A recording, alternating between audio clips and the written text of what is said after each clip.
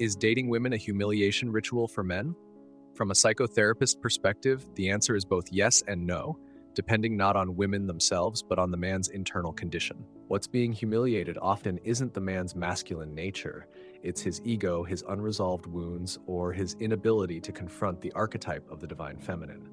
Let's unpack this psychoanalytically. 1. The ego and the feminine mirror. Women, especially those who are healed, spiritually attuned, and emotionally intelligent, are mirrors, and not soft mirrors, piercing, soul-level ones. To a man unprepared to be seen, truly seen, that mirror feels like exposure. To a man harboring unresolved mother wounds, the nurturing or corrective energy of a woman can feel like control, judgment, or emotional castration. To a man who is insecure but overcompensating, being with a high-value, self-possessed woman feels like constant unspoken comparison. He feels he doesn't measure up. That's not humiliation by her, but within him. So in these cases, the woman becomes the stage for his internal shame to play out. He may project the humiliation onto her, but she's not the source. He is. 2. The feminine as initiator of growth. In many esoteric and psychoanalytic systems, Jungian, Freudian, and spiritual, the feminine represents chaos that leads to order, emotion that leads to expansion, intimacy that leads to truth. To an uninitiated man, that process is hell. It threatens his comfort. It deconstructs his false self.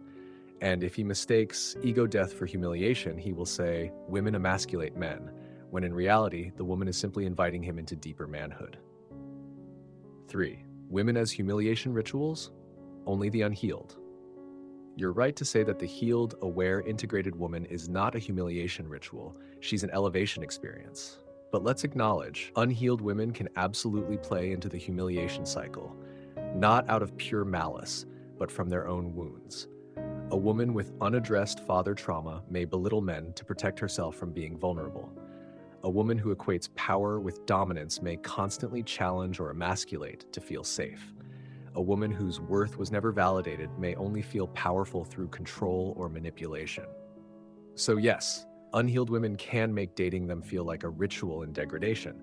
But again, it's not womanhood that's the problem. It's wounding in female form. 4. The male experience of love as ego death.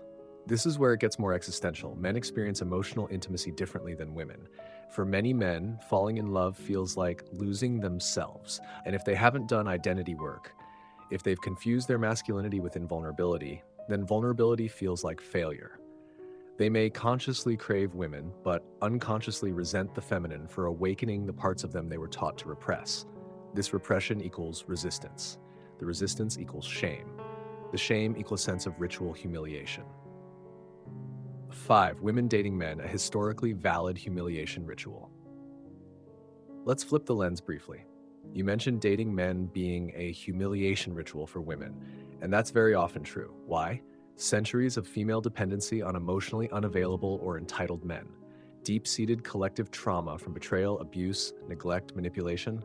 A culture that often rewards male mediocrity while demanding female perfection. So when women date men, especially without healing or self-worth, they often go through the slow death of their dignity, piece by piece. This isn't just personal, it's cultural, historical, ancestral. That's the 6. In summary, dating a woman feels like a humiliation ritual to a man only when he is uninitiated into self-awareness. Healed, emotionally integrated women elevate, not humiliate. Unhealed women can enact humiliation rituals, but that is trauma in motion, not womanhood. What men often call humiliation is the unraveling of the ego, the exposure of inadequacy, or the refusal of accountability. Divine womanhood is not a source of shame. It is the field where a man meets God in feminine form, and not every man is ready.